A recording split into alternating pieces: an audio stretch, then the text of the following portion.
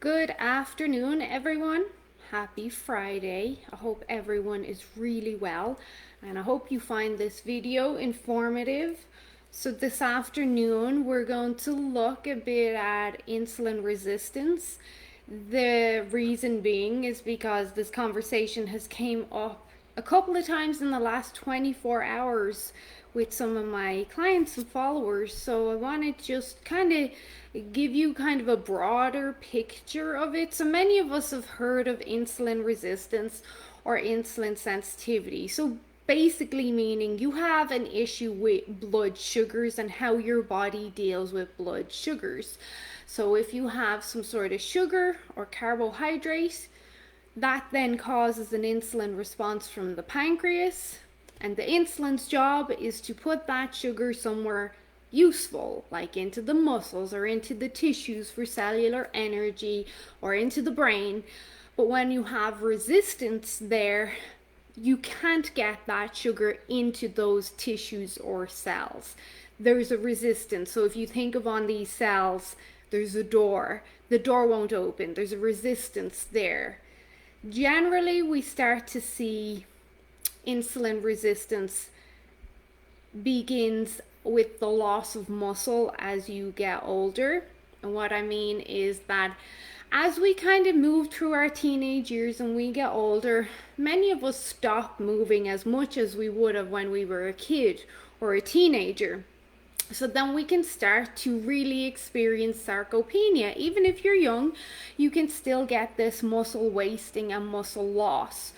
There is a lot of research out there saying that insulin resistance really starts to show up when we lose our leg muscles.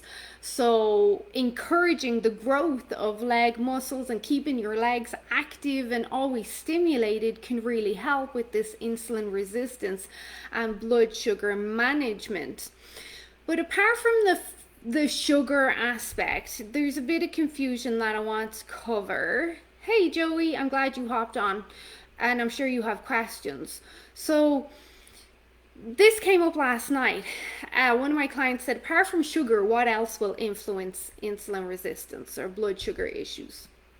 So, when we're looking at the nutritional aspect, any foods that's going to cause an inflammatory response is going to contribute to insulin resistance. One of the biggest drivers of insulin resistance we are seeing now is not actually sugar. If you go look at the research, it's starting to pile up that it's actually the accumulation of polyunsaturated fatty acids and trans fats and these vegetable oils that is driving insulin resistance now. So you think of your greasy foods, you think of your margarine. Most processed foods has like vegetable oils in it. So we're really starting to see that these omega-6s and polyunsaturated fatty acids are driving insulin resistance a lot more than sugar. And I say to my clients, yeah, of course sugar is an issue, but not as much as these toxic fats are. But not only that, when your body sees sugar, it knows what to do with sugar. Genetically, most of us grew up, and our ancestors and our great ancestors, we were always exposed to sugar. Your body, your genes, they know what to do with sugar. Now, excess sugar is a problem, being in excess. But when you bring in these modified oils and fats, your body's like, what the hell? Your body doesn't know what to do with that. The same way when your body sees sucralose and aspartame, is like, hold on, what do we do with this? Because it's not a natural compound to us. But anyway, so one of the big drivers we're seeing now is these polyunsaturated fats. And it was funny because then my client was like, oh, I just had words with so and so over eating so many chips because their blood sugar were a crazy 17. That's insane. That would scare me. But people don't think, well, chips are sugar. Well, they are because they're made from a starch, but they usually have added sugars, but also they have the trans fats. And it depends. Not all chips are created equal, blah, blah, blah. But the concept that what fats could drive insulin resistance, that's very new to most people. I'd say nearly all people, apart from you now watching this and the people I've told it to. Another driver of insulin resistance in regards to the food aspect. Dairy really can be, because dairy creates an inflammatory response. Not only does it have the sugar and the hormones, but it also creates an inflammatory response because cow proteins are a lot bigger than human proteins, so we really struggle to break them down. So then we get this inflammatory response, and that then causes resistance at the cell. When the cells become inflamed and almost toxic, you get insulin resistance there. So just sticking with the food, whole grains, brown rice, anything that's going to be inflammatory in nature is going to be inflammatory to you and potentially cause an insulin resistance issue or a blood sugar issue. For those of you that don't know me, yes, I am not for brown rice or whole grains. I generally encourage my clients to eat white rice, jasmine rice, the most hypoallergenic rice possible. And also, if they're going to eat whole grains, it's got to be sprouted or fermented.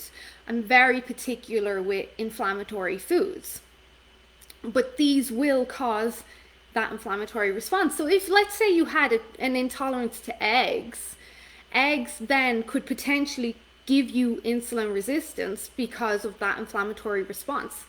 And then of course we have the whole alcohol issue. I think most people, alcohol's not good for you. In moderation, fine. Not good for you. Even the sugar-free alcohol, it's still alcohol. There's still 7 calories per gram, which always makes me laugh when people say, but there's no sugar in it. It's still like 7 calories per gram. And if you're having an ounce, that's 28 grams. Do the math. But I drink alcohol, so I'm not judging anyone. I'm just trying to teach you here. So back to the inflammation then. Now we start to look at the bigger picture. What else could be causing inflammation? Now I see this all the time. The biggest issue most people have when they come to speak to me, apart from gut health, I think nearly everyone has some sort of gut issues, and that could be connected to inflammation and insulin resistance, of course. And there's many things that cause gut issues. Environmental factors, toxic exposure, eating crap food, blah blah blah. But another big thing I see is the sleep component. Most people I speak to have some sort of sleep issues. I would say 1 in 10 people that I speak to, that one person sleeps pretty good. The rest sleep terrible.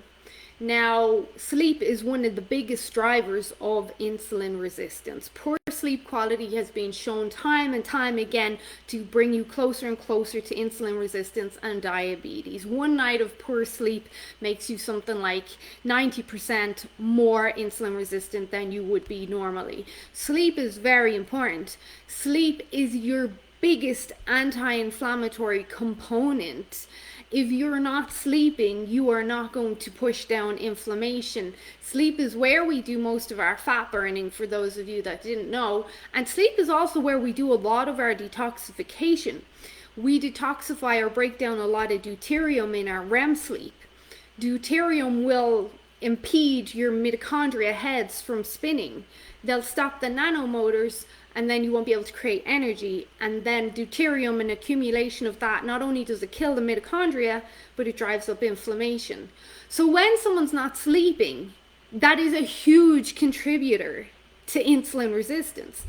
And I didn't mention it at the start for those of you that don't know, but insulin resistance is really going to impede energy production. It'll slow down your metabolism, it'll drive up brain fog, it'll crush your thyroid, it'll make fat loss very hard. In blood sugar management should be key to whatever you're doing. There's a few pillars, shall we say, that you should be kind of targeting when trying to lose weight or get healthy, and pushing down inflammation is going to be a big one. So Stress then would be another one, and this is popping up more and more lately, and you're like, well, why? We're all stressed to our eyeballs, and we've been speaking about stress for ages now, because we have. Look at all the people out there who speak about mindfulness and yoga and breathing techniques and spirituality and this, that, and the other. They're all great. They've been speaking about it for ages and ages. Even amazing trauma coaches like Ramona, they're great. But here's the thing. I speak to a lot of people who have told me about their past trauma and issues, but now they're like, oh no, I'm fine now. I feel fine now. Like, I'm totally relaxed. My job is not stressful. I feel good. Like, life is good. Relationships good. That does not mean that your central nervous system is not still hanging on to stress, because it is.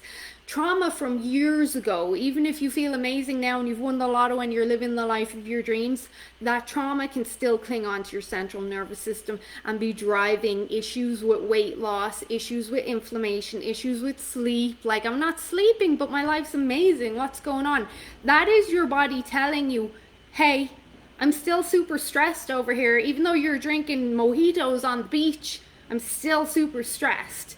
And we really need to be aware of this. Something that happened 20 years ago, 10 years ago, that was very traumatic to you or stressful, that very much can be affecting you now and driving insulin resistance.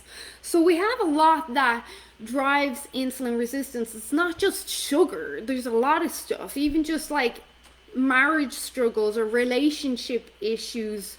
Overtraining can be very stressful and inflammatory on the body, and that can drive insulin resistance as well. So it's not just, again, the sugar aspect of things. There's so much to be considered. Like, it is intimidating, I get it. There's so much to be considered, which is why I say a lot to my clients, like, this is going to take time. It's going to take time to address everything and to heal your body. It's not going to be 8 weeks, 12 weeks. It's going to be 6 months, a year or more, and you got to keep showing up. It's just unfortunate that the odds are kind of stacked against us now, the way we live in our environment, which I'm notorious for saying, at least I hope I'm notorious for saying, we constantly have to be stacking conditions in our favor all the time. So if you're not sleeping and you've got systemic inflammation going on, you're going to have blood sugar issues, you're going to have insulin resistance, you're going to struggle to lose weight. If you're not eating ideally, if you're not eating great, you are then going to have blood sugar issues because of the inflammatory cascade and how that's affecting detoxification and mitochondrial function. So it's all very important to consider. I hope that makes some sense. Let's see. What about high cholesterol? Like, high cholesterol, there's so many things that drive high cholesterol. I didn't get on to talk about that, but we'll talk about it. So high cholesterol generally is an overconsumption of pretty much everything I've just said. Honestly, high cholesterol is caused by excess sugar, excess eating out, excess alcohol, excess trans fats. Like, that's what it is. And then if you throw in a hysterectomy, then you throw in like gallbladder removal, now you've got a real problem, because your gallbladder's gone. Your gallbladder very much plays a big part in breaking down and dissolving and excreting these fats in our blood, like, and fats we consume. So cholesterol also driven by stress, like a huge player. So that's another thing, going back to the stress aspect.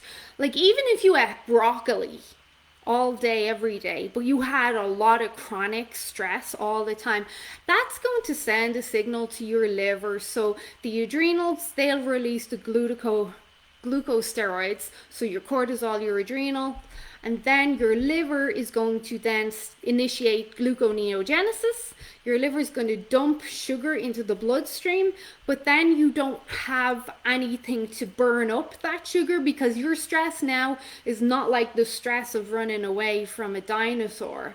So that blood sugar then floats around your bloodstream, and this keeps happening and happening and happening because we've got loads and loads of stress. And now you have insulin resistance. Now you start to see sugar and fat in the bloodstream, you start having cholesterol, insulin, triglyceride issues. It literally becomes a shit show, to put it politely. So there, I really hope that I'm driving home the idea that it's not just sugar, it's the whole lot.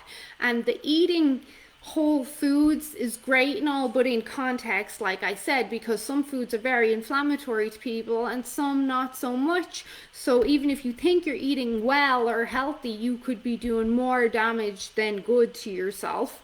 I'm listening while I'm in my car, and I'll circle back to it later because I'm headed to work. Drive safe. Hysterectomy. Oh, so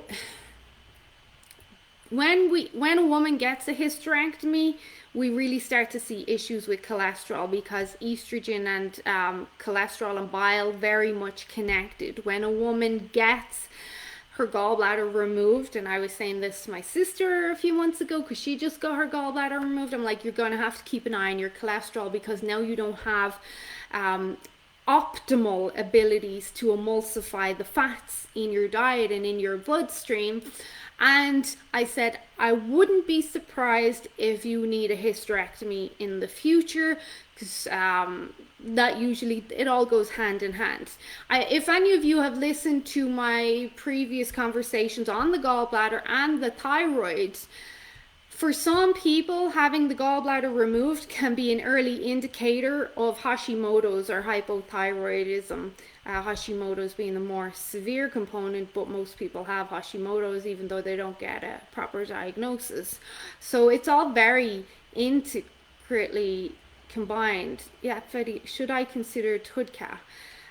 There's a supplement in here that has a lot of research and great efficacy for fatty liver. It's called tocotrienol. There's a specific one in the post if you look it up, tocotrienol. And then like the apple cider vinegar, you want a high fiber diet, you want lean protein, you want to exercise. Fasting can be great, but there's also confusion around fasting. Like if you're doing 16-8, even if you're doing like a 4-hour feeding window, even a 1-hour feeding window, depending on the person, you totally could eat your daily calories in that and more in that time frame. Like you totally could. You could eat 2 slices of cheesecake from the Cheesecake Factory in less than an hour and be totally over your calories for a day or 2. So just because someone fasts doesn't mean they're going to lose weight at all. And just because you fast doesn't necessarily mean you're going to encourage like apoptosis and the proper healing and cellular regeneration. I've said to all my clients, always say, the magic of fasting happens in your feeding window and what you're doing there. That's really important to remember. Shit show since 21, now 51. How do we find out what's driving inflammation? Well, you're going to have to track. I wouldn't be surprised if you had gallbladder issues, Joey. You're going to have to track your foods, and then you're going to have to talk to, I don't want to say a dietitian or nutritionist because they're controlled by the government. So there is certain conditions that they have to follow, rules, they can and can't say certain things. A naturopath should be able to help you, but whether or not they're going to look at it is another story. I don't believe a lot of naturopaths look at nutrition anymore.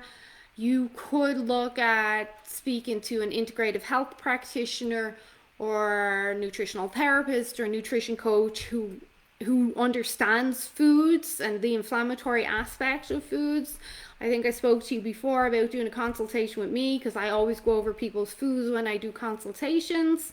But you would have to track it. You would need some sort of system even for a week, and not trying to eat good because you know someone's going to look at it. Like, just eat your normal food, be totally honest, be totally transparent, and then bring it to someone to take a look at and then go from there.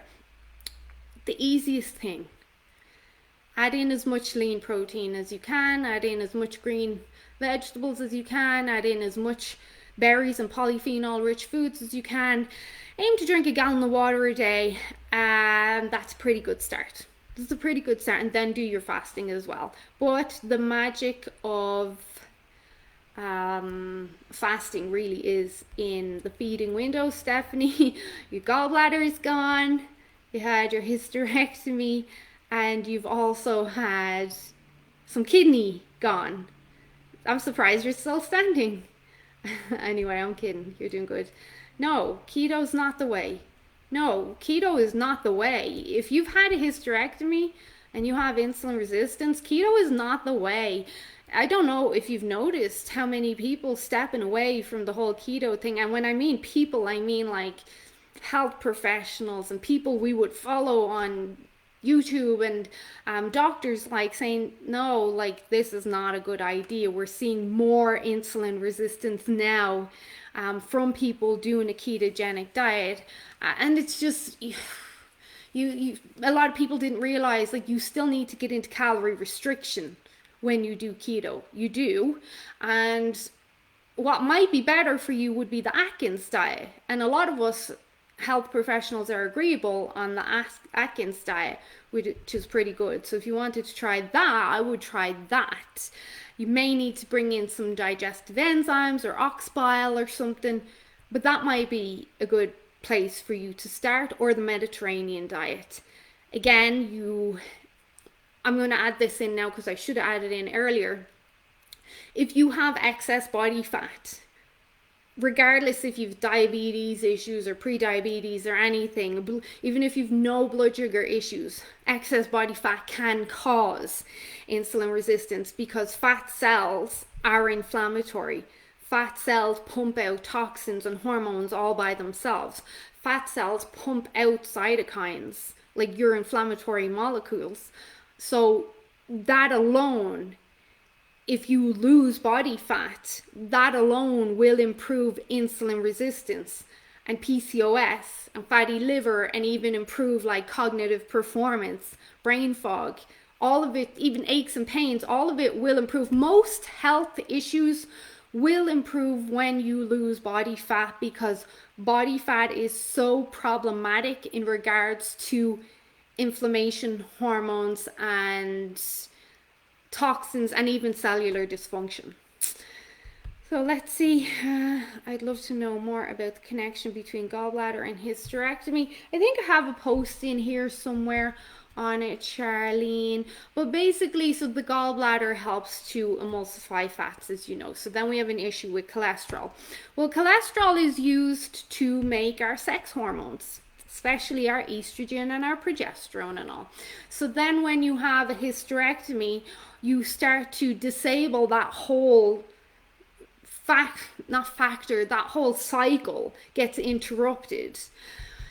If you have a gallbladder removal, which I know you just had, you don't have the ability then to emulsify the fats. So not only do you start to see the changes in cholesterol and you get higher inflammatory markers, but now you have a disconnection between the cholesterol and the estrogen as well. So you can start to see heavy periods, more blood clots, more sporadic, prolonged periods, at the same time cholesterol still being a problem. So for many years, and even back in Ireland, I remember like with my mom and my aunties and all, and people always spoke about, like even before I got into the health industry, that, oh, you don't need the gallbladder, like it's not essential, you don't need it for anything. And now we're like, well, actually you need all of your body parts, including your appendix. Like you need everything, plays a part. So the more people get their gallbladder taken out, the more we're starting to see problems when it comes to like female hormones. But as well, there's always anomalies, there's always exceptions. There's always going to be these people who do get the gallbladder out because maybe it's a genetic variant, and then they eat really well and they exercise and they live a happy, fulfilled life and everything's amazing and they're amazing, and then they never have cholesterol or uterus or hysterectomy issues. So there's always the exception to the rule. But in the general population, dare I say, and nobody hate me, but not many people take care of themselves. So, but I know you do, Charlene. So, have high hopes for you. Couple of supplements that can help with insulin resistance: berberine, yeah, magnesium, chromium, apple cider vinegar is great. Ox bile digestive enzymes can be great. Zinc can be very helpful, especially if there's a hormonal aspect. Inositol can be very helpful. Who just said that? Good grief, I wonder, is there a way? Well, yeah, so many of my clients reverse insulin resistance. It can be done, but it has to be the whole picture, and then time. It takes time. You can't expect things to be fixed in like 8 or 12 weeks. It takes time. Yeah, supplements, take a look. Probiotics are not going to help really with insulin resistance. Probiotics, that's another subject for another day. Maybe I'll do another video on it. Not really going to help. The best probiotic you can get for insulin resistance is cardiovascular exercise. That's going to shift your Akkermansia profile, who are carbon eaters. They eat fat. And that's how they eat. So you know, when you do cardio and you get the whole burning the lactic acid, your chest goes tight and you're all this extra saliva, that is the mucus that the carbon eaters, your Akkermansia, eats. That's the best probiotic. And you can control that. You can't control probiotics that you ingest. Okay, I'm going to leave this at this. And if you've more questions, put them in the comments and I'll respond as soon as I can. Have a great weekend, everyone.